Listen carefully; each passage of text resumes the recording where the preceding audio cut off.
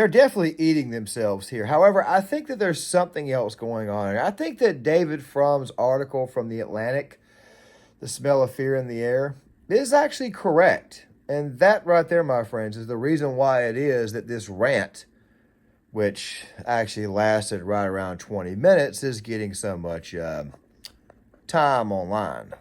Yeah. They were doing. In fact, as somebody wrote during this outrageously stupid, immature series of articles that lied time and time again about us. Now, guys, that right there was only a small bit. And it was also this bit from The View of Joy Behar basically saying that I was very, very critical of George W. Bush and how a lot of very, very mean, nasty things to say to him. However, I probably would have liked him anyways because he was so relatable. I could have a beer with, which of course I'll link that in the description box for you guys. But it's the second half of that little bit that I'm going to show you guys here soon, because this is the mindset of the people that we are dealing with, or the mindset of the people that these two turds here in the B-roll footage are dealing with, because they've obviously angered these two. So let's go ahead and go back in the past really quick before we get to this rant, which of course I'll link the full 20-minute segment in the description box for you guys in case you guys want to watch it on your own, because I'm only going to play about maybe 2.5 minutes of it. But we got to talk about how it was that we got here. So before we do that, please go ahead and cut the notifications on for the channel. Please hit the like buttons for the algorithm. Also, you guys can follow me on Facebook and Twitter. Links will be in the description box. And let us go ahead and get to this. So, right after the election was over, Joe Scarborough and Mika Brzezinski, I even did a video on this that I'll also link in the description box and probably place in the end cards for you guys. They went down to Mar-a-Lago to try to reopen the lines of communication with former President Trump, who now is President-elect Trump. You see, people forget that at one point in time, Trump used to obviously be friends with those elites. And of course, those elites turned on him the minute that he announced that he was running for president. There's also this bit in the rant where Mika Brzezinski brings up that it was Joe Scarborough who encouraged Donald Trump to run in the first place. However, she leaves out that Joe Scarborough wanted Donald Trump to run as a Republican because they believed Donald Trump was very, very beatable at the time, and they needed the ratings because the ratings were down, as they tend to be on the liberal media. But it still makes you wonder how it is that they're able to get their message out. Oh, yeah, that's right. It's the online media, which, of course, they've already lost to conservatives. But that's not here nor there. Let's get back on track. But now that we are here, obviously, the date that I'm recording this video is December the 5th. And, of course, this video will be out on December the 6th to go along with another video. Joe and Mika are finding themselves in a pretty precarious situation. They're finding themselves in a situation where their own are literally attacking them. Case in point, for example, a Trump deranged-ridden former Republican congressman who goes on and says this. Traditional American values, no, that's absolutely wrong. You can't do that. Forgive me for saying that. You can't go to Mar-a-Lago. You can't do it. It's going to get me in trouble. You can't do that. You have to hold Donald Trump accountable for being wrong. You have to hold all of his allies accountable for being wrong. Even if that means you're in a losing environment and you're threatening your own liberty and your own, security as an American. You either believe that Donald Trump and Trumpism is wrong and is a threat to American democracy, or you don't. That's the environment. It's hard. As you guys can obviously see, they want to keep people separated. They want to keep people divided. It's obviously a part of an agenda. And you're obviously going to hear me say the phrase bad actor a lot over the course of this video, so get ready for it. Okay, now that's just the mindset of these people. But I did tell you that I would play the other half of that little bit from The View that I did not play earlier. That will be in the description box. And that right there, of course, was Alyssa Farah Griffin, basically pondering the whole reason why it is that the MSNBC viewership, their audience, is so upset with Joe and Mika and so triggered by them going down to Mar-a-Lago and trying to make amends with the Trumper. Let's play this. These are people who are honestly resistance heroes, and they do one thing and their entire audience is outrage. I think it's, I just have a hard time with that. These are people who have never held their criticisms of Donald Trump in any single way. No, I like Joe. I like Joe and Mika a lot. They're very nice people. But he was a Republican who encouraged Trump before he turned on him. Now he's turning back again. It's very suspicious. But where do you see he's turning back again? Joe Scarborough was on Morning Joe as a critic of Trump. Also, the timing was interesting. He went right down there right after the election. Because he is the story. He's going to be the American. Okay, real real quick, before we go any further, to kind of make some sense of the noise of Joy Behar, which I didn't really, like I said, I didn't play the whole bit because the whole bit's like a minute and a half. Joy Behar mentioned that Joe Scarborough gotten Trump's ear and told him to run for president. I said Mika Brzezinski earlier, and Mika Brzezinski does say that in the video, that the 20-minute rant that Joe Scarborough had. But you see what I'm saying here? Joy Behar, these people, they know Joe and Mika, but they're obviously paranoid of Joe and Mika too. This right here is what I call Trump derangement syndrome, making these people crazy. It's almost like this is a drug, the drug, of course, being TDS, and these people have gotten completely, totally high on their own supply. Alyssa Farrah Griffin should have known this when she joined these people. But still, I wanted to go ahead and say that before we go any further, because Mika Brzezinski, right around 17 minutes or so into the actual rant that Joe had, she brings up the fact that it was Joe Scarborough who suggested that Donald Trump run for president, even though Jeff Zucker actually suggested that Donald Trump do his own show on CNN. And Joy Behar obviously knows this, and she brought this up as well. Like I said, these people are obviously paranoid of their own, and it's absolutely hilarious to see these people going through their TDS withdrawal. That's what the hell's going on here. They're begging for more and more and more of the TDS, and there's no methadone, there's no substitute for it. So, yeah, it's absolutely hilarious to see. And about the audience turning on them. Well, I think the audience really turned on them the minute they said that Kamala Harris was going to get elected in a landslide, and then she got beat in a landslide. I think that that's what really started this. But then again, though, as Bill O'Reilly said in the video that I had done a while back on this, it's just hateful content, and I think people are sick and tired of the politics. But we shall see. My little prophecy about TDS being a drug to these people, that's obviously going to come true, and you guys will obviously see it over the course of this video and be inclined to think that, yeah, it's a drug to these people. Live on the propaganda. They have to have the propaganda fed to them, spoon-fed to them every single second of every single minute of every single hour of every single day, of course, every single week, every day of the year. This is what these people live on, and it looks to me like maybe they're scared that they're going to have to go through the withdrawal process, which, of course, they probably still won't. But still, at the same time, it's like a drug to these people as far as who the hell they really and truly are. But what actually caused the rant? Well, right now you've got this situation with Pete Hegseth. I have not really done a video on that. I did talk about this in the initial video that I did on Trump's nominees, which I'll get back to probably before the year is over with, before we start doing the newer stuff in 2025. But the point is this right here. All these anonymous sources come out with nominees. It's basically Brett Kavanaugh 2.0. There are even some rhinos who are going out of their way not to vote to nominate this guy or vote to confirm this guy. Like I said, there may be a video down the road, but of course, it's not looking too good for him. And it's really rhinos who are doing him in, or are trying to do him in. But still, though, the point is this here. Anonymous sources, anonymous stories get out there, rumors get spread around, sexual misconduct, harassment, all kinds of crap. And, of course, allegations of alcoholism. So Joe and Mika, who are trying to pretend like they're trying to mend the bridges, they recently had a powwow off the record with some Fox News people. And, of course, they're trying to go out of their way not to be so divisive.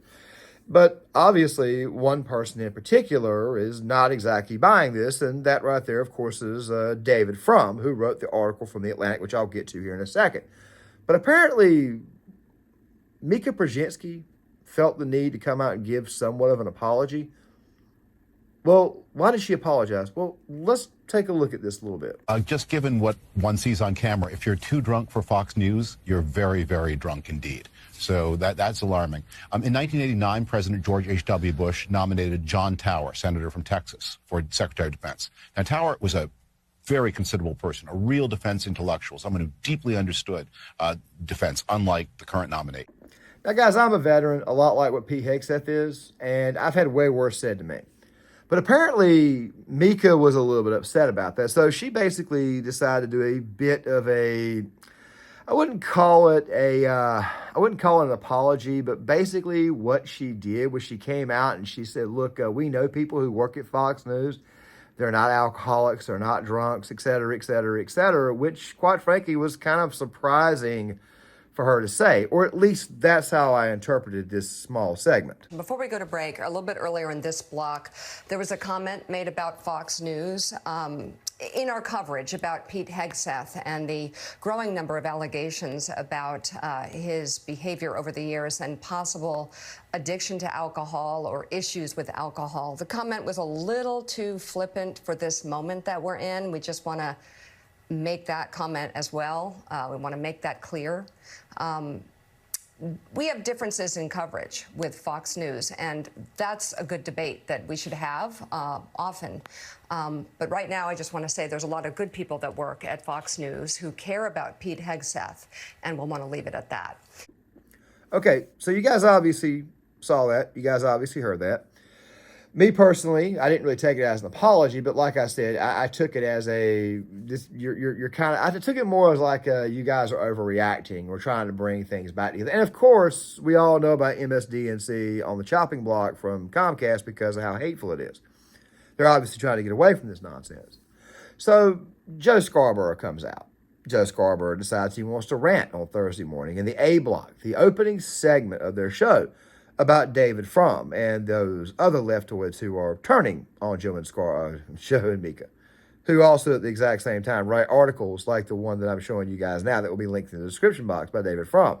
Frum, by the way, claims to be a Republican, but of course he's voted Democrat in the past 3 elections because, like I mentioned before, he's one of those people who lives on TDS. It's a drug. It's a hell of a drug, I tell you.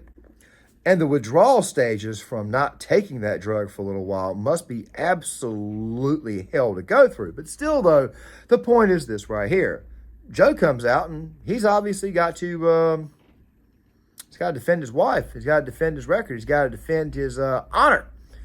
You see, Joe Scarborough went down to Mar-a-Lago, and as you guys already know, they went down there to try to open up the communications with former President Trump. That right there is what they say.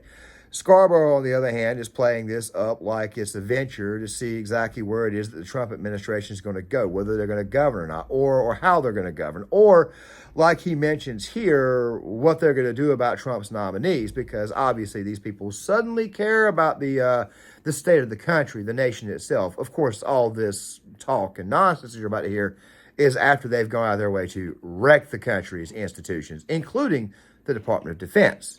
Let's watch this first bit. We can to encourage those 3, 4, 5 Republican senators to hold the line against nominees that would destroy the Pentagon, that would destroy the intel community, that would destroy the health of America, that would destroy that. We should hold the line. Accept what we accept with Marco Rubio and other appointments like that, but hold the line in these other areas.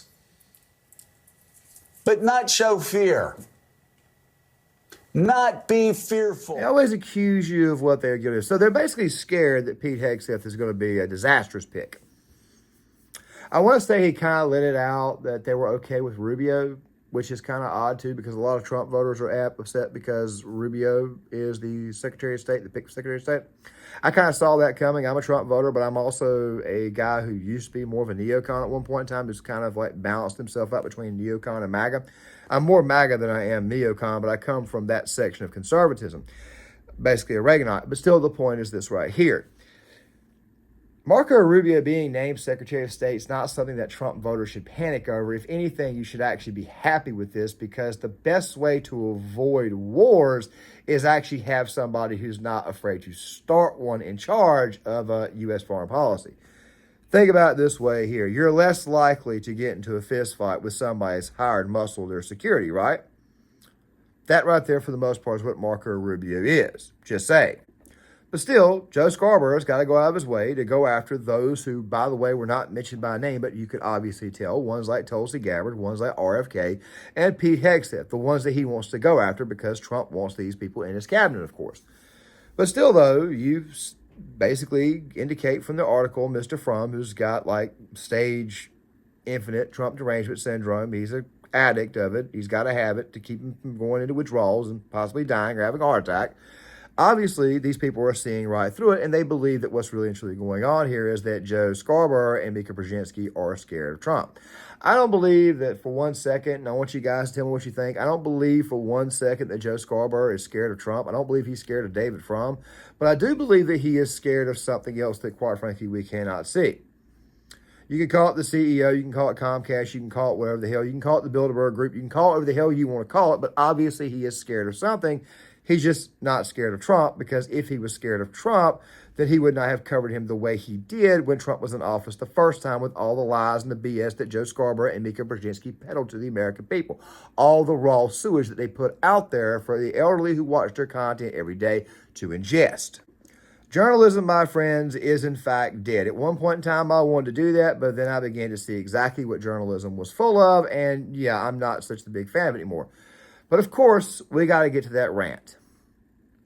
So, what exactly did Joe say? Well, here's the one that went viral. You can say he had fascist rhetoric and still go in and talk to him. Yeah. You know why I do that? To get the read of the man. You know why I went in and talked to Macron? To get the read of the man at a crucial time in EU funding and NATO funding.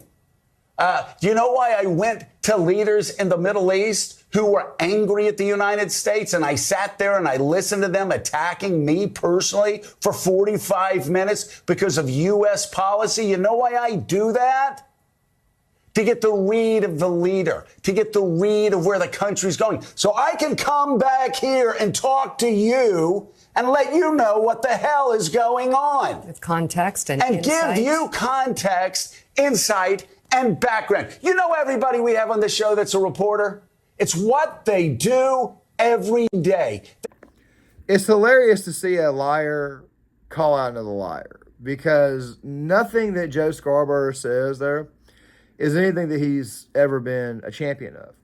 Joe Scarborough is another one of these liberal media hacks. He claimed he was a Republican congressman at one point in time. Obviously, he's not there anymore for a reason, but Joe Scarborough is one of those hacks that doesn't exactly know how to tell the truth. He's always believed in lying and peddling BS.